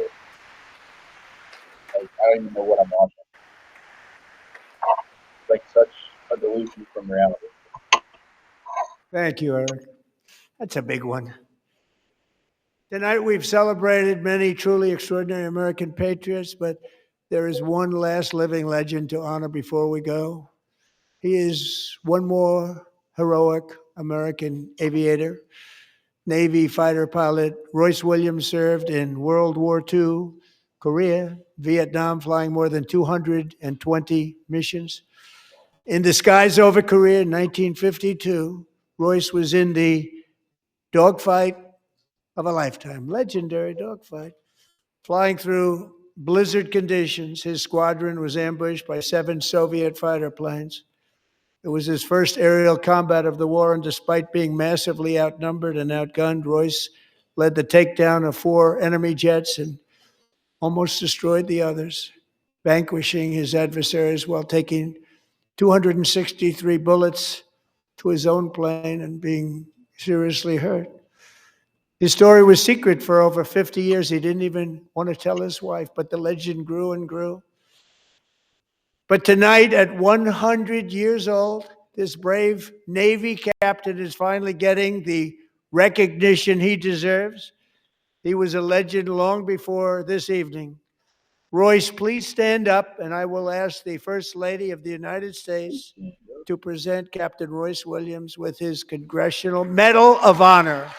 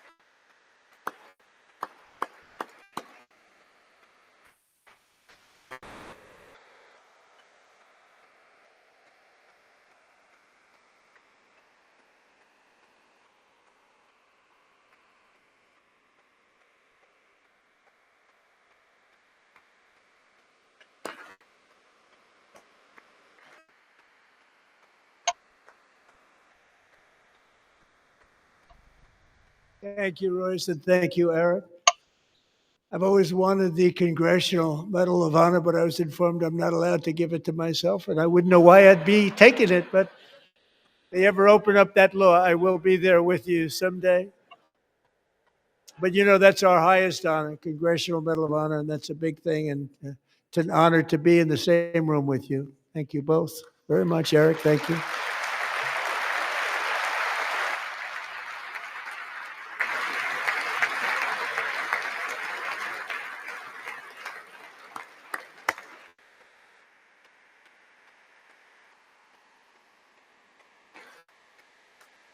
Thank you. 250 years is a long time in the life of a nation, but in another sense, it's really a mere moment in the eye of history. 2 of the gentlemen we met in the gallery this evening took their first breaths 1 century ago, 100 years before that, on July 4th, 1826, the author of the Declaration of Independence, brilliant, Thomas Jefferson, drew his last breath. Just a single long human lifespan separates the giants who declared and won our independence from the heroes who stand among us tonight. Everything our nation has done, everything we have achieved, has been the work of those few great lifetimes. In those brief chapters, Americans built this nation from 13 humble colonies into the pinnacle of human civilization and human freedom, the strongest, wealthiest, most powerful, most successful nation in all of history. Americans ventured out across the daunting and dangerous continent. We carved paths through an unforgiving wilderness, settled a boundless frontier, and tamed the beautiful but very, very dangerous Wild West. From empty marshes and wide open plains, we raised up the world's greatest cities. Together, we mastered the world's mightiest industries and shattered history's monstrous tyrannies. And we liberated millions from the chains of fascism, communism, oppression, and terror. Americans lifted humanity into the skies on the wings of aluminum and steel. And then we launched mankind into the stars on rockets powered by sheer American will and unyielding American pride. We wired the globe with our ingenuity. We captivated the planet with American culture. And now we are pioneering the next great American breakthroughs that will change the entire world. All of this and so much more is the enduring legacy, unmatched glory of the hardworking patriots who built and defended this country and who still carry the hopes and freedoms on all of humanity's backs. For years, they were forgotten, betrayed, and cast aside. But that great betrayal is over, and they will never be forgotten again. Because when the world needs courage, daring, vision, and inspiration, it is still turning to America. And when God needs a nation to work his miracles, he knows exactly who to ask. There is no challenge Americans cannot overcome, no frontier too vast for us to conquer, no dream too bold for us to chase, no horizon too distant for us to claim. For our destiny is written by the hand of providence, and these first 250 years were just the beginning. From the rugged border towns of Texas to the heartland villages of Michigan, from the sun-kissed shores of Florida to the endless fields of the Dakotas, and from the historic streets of Philadelphia to right here in our nation's capital, Washington, D.C., the golden age of America is upon us. Golden The age revolution that began in 1776 has not ended. It still continues because the flame of liberty and independence still burns in the heart of every American patriot. And our future will be bigger, better, brighter, bolder, and more glorious than ever before. Thank you, God bless you, and God bless America.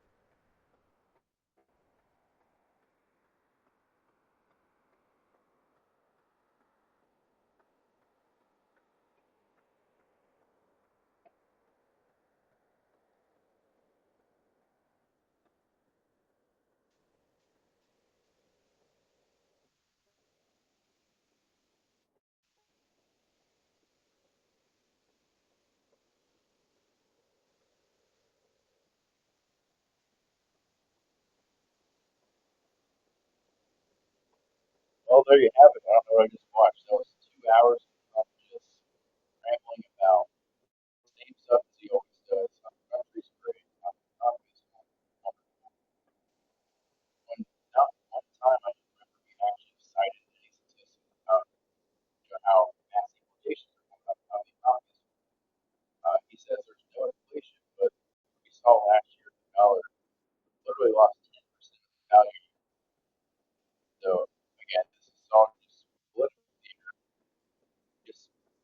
kill the, Trump sycophants, get all of them, feeling good about this when it's looking pretty obvious Republicans are going to lose the midterms and likely in 2028. It's funny how he talked about Iran because I thought he would address that first, but that didn't happen at all. We're talking about another forever war, which is maybe days away, and he's acting like it's a top priority for the United States to make sure a country that's 7,000 miles away does not get a nuclear weapon. So that's not America first, and it's crazy he thinks that's even remotely close. And this is not even anywhere near what I think the average Trump supporter voted for in 2024. Talking about ending new wars, we're walking into one right now. It's just reckless foreign policy. Marco Rubio, Secretary of State, they're all compromised by Israel. They literally are controlled by this Zionist force in America, outside America. It's not a Christian government, and if you heard about that, he did not mention one time Christianity. He talked about God, he talked about religion, but he won't say Christianity, he won't say Jesus Christ. That is inherently the problem. Until we have a Christian government, people that are going to actually prosecute people in the Epstein files and keep us out of these foreign wars, make sure that we don't have a Federal Reserve banking cartel that's bankrupting this country every single day, we will never have a free country. And we're going to have this, Ziocracy that's ruling over us. So, yeah, I didn't get much out of that entire speech. I mean, there's some things I agree with. I think the whole AI data center thing's a real problem. It's good that he addressed that. The fact that Blackstone, Vanguard, all these major institutions can just buy up all these homes. It's absolutely ridiculous because what we're just saying is that there is no American dream. Gen Z's got no chance of owning a home, and your average neighbor is going to have a data center in their living room, and that's absolutely insane. So hopefully the legislation with that gets passed. I mean, I heard him talk about that. I don't know if that's actually legit, talking about banning Wall Street from buying single-family homes. So that's a start. But again, you have this banking cartel that controls the president, controls basically the entire government. It limits you to what you can do, and it really shows you how DC is, from Congress, the Senate, to the executive branch. It's all occupied, and it's all political theater. That's all I got out of that. It's political theater, and I think the only person or only type of people that would have they would have catered to that is probably the boomers, is the Gen Xers that voted for Trump in 24 that somehow are still supporting him. The cat turds, Gunther Eaglemans. I don't understand, unless you're getting a paycheck from these guys, how you still support them. Because I never did. I mean, I voted for Trump in 24. I regret it now. I would have at least done a protest vote, but not once did I take a paycheck. Putting this country first, stopping mass immigration, at the very least, ending foreign wars. I wasn't too confident that Trump was going to be the guy to keep us out of, or really end the Ziocracy in DC, and just the occupation of our government. That's the big issue, the Israeli occupation. So I'm curious to see what the sentiment online is right now.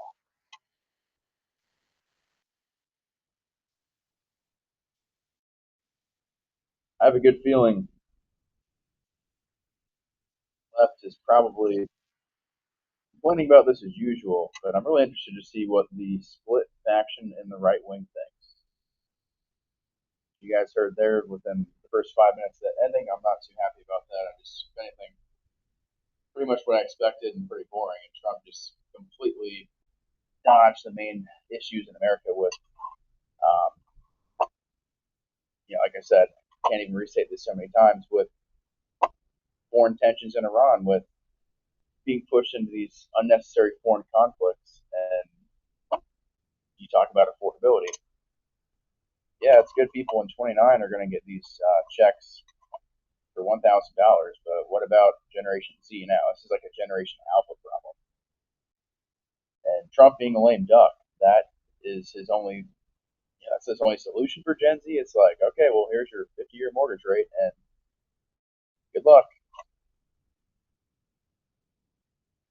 What's actually funny about this is J.D. Vance is going to be the guy to take this up. He's going to have to be the one to explain this when he campaigns. How is he going to explain for the Epstein files cover-up? How is he going to explain for a war with Iran? How is he going to explain the affordability, all this stuff that Trump did? So he's either going to have to separate himself from Trump here soon, or he's just going to have to bite the bullet, and he's going to get beat by Newsom, or maybe even like a Thomas Massie at this point if they step in, like some third-party candidate. Very, very well could see that. Guess what we have here. It's just political theater. Like I really don't think there's anything to fully debate geopolitically or policy-wise in this, because, like I said, Erica Kirk and all these political props that Trump had to point out in the state. I mean, there's probably like 10 different people that he pointed out to use for some atrocity propaganda, and some of them were genuine. There was the guy that the military guys, nothing but respect. But it's like, out of the 15 issues Trump addressed today, I think there might have been 2 of them that resonated. And I think I've already named them. It was the AI data centers, and you know what? That might be it. Yeah, that's it. I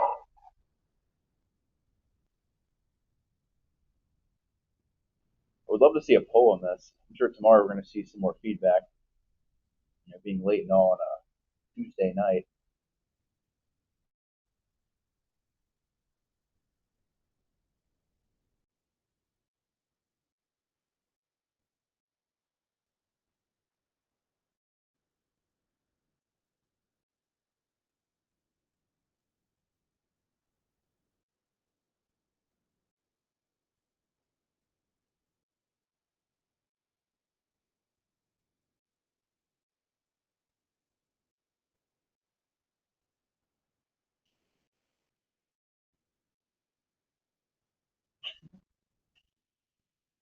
Wow. Okay.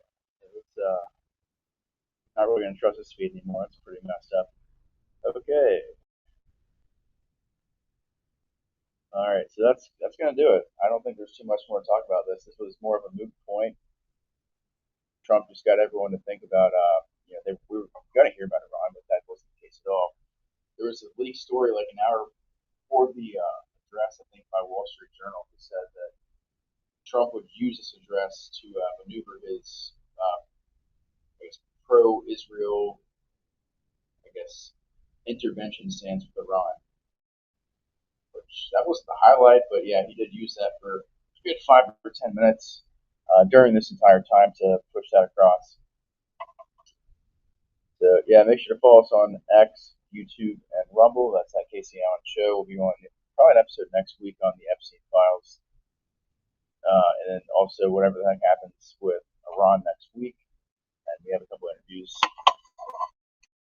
with Mary Fagan Keene and who else is it? Well, stay tuned. I'll let you guys know in the future. We have a couple interviews we still have not released. Pretty big ones. And they'll be on YouTube. But like I said, follow us on all platforms. Thanks for tuning in. Hopefully this country can get turned around one way or another.